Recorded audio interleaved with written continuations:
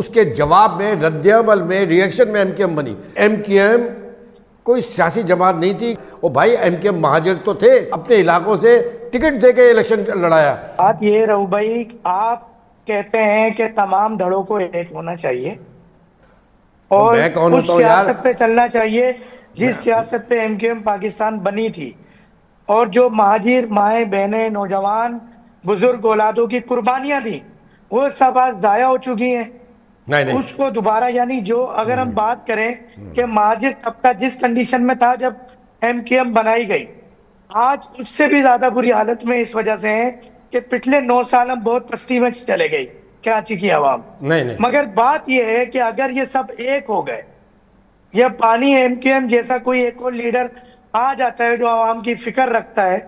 اور سب اس کے جھنڈے تلے ایک ہو جاتے ہیں، تو کیا ابھی جو ہر بندے کو تھوڑی تھوڑی سی پاور ملی ہوئی ہے، اس کی مثال میں ایسے دوں گا، کوئی بھی جواب دہ نہیں ہے۔ بانی ایم کیو ایم کے ٹائم پہ جب چائنا کٹنگ اور دیگر معاملات پہ بات ہوئی تو بانی ایم کیو ایم نے تو کارکنان اور عوام سے جوتے پڑوا دیے تھے ان لیڈرز کو جو آج ایم کیو ایم پاکستان کے کرتا درتا بنے ہوئے، تو کہیں اس بے عزتی کا بدلہ تو نہیں لے رہے بانی ایم کیو ایم سے؟ دیکھیے، اور اگر پہلے دوبارہ کوئی ایسا لیڈر بن جاتا ہے آپ کی ایسی سوچ والا، تو پھر ان لیڈرز پہ کیا ہوگا جو کہ جوتوں میں دال بانٹ رہے ہیں؟ دیکھیے، پہلے تو میں وہ بات بتا دوں کہ جو اتنے لوگوں کی قربانیاں اس میں شامل ہے اور یہ تمام چیزیں، یہ کوئی ضائع وایا نہیں ہوتی ہے، قربانیاں کبھی ضائع نہیں ہوتی، یہ بات سمجھے، یہ خدائی فیصلے ہوتے ہیں دنیا میں انسانی تاریخ کے اندر، چاہے وہ کوئی بھی ہو۔ میں صرف اسلامی فلسفے کی بات نہیں کر رہا، جہاں قربانیاں دی جاتی ہیں وہ پریویل کرتی ہیں، تو ان چیزوں سے یہ ساری باتیں، یہ دھڑے بندیوں سے یہ ساری چیزیں، وہ تمام چیزیں ختم تو ہوتی نہیں ہیں۔ ایک بات۔ دوسری بات جو میں نے تو بڑی واضح انداز میں پہلے بھی آپ کو بتا دیا، میں ابھی بھی آپ کو بتا رہا ہوں کہ کوئی ایک، دیکھیے، ایم کیو ایم کا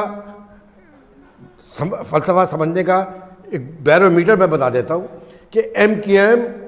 کوئی سیاسی جماعت نہیں تھی کہ کسی تھاٹ کے اوپر وہ سامنے آئی تھی۔ بشرا زیدی کا ایک واقعہ ہوا، 40 سال کی جو تکلیف دہ صورتحال تھی، جو ڈسکرمنیشن تھا، جو کوٹا سسٹم تھا، جس طریقے سے ایلیمنیٹ کیا گیا تھا، اس کے جواب میں رد عمل میں ریئیکشن میں ایم کیو ایم بنی۔ تو ریئیکشن کی اور رد عمل کی جو خرابیاں ہوتی ہیں وہ ایم کیو ایم میں موجود تھی، جسے منیمائز کیا جاتا رہا اور کنٹرول کے ذریعے ہوتا رہا۔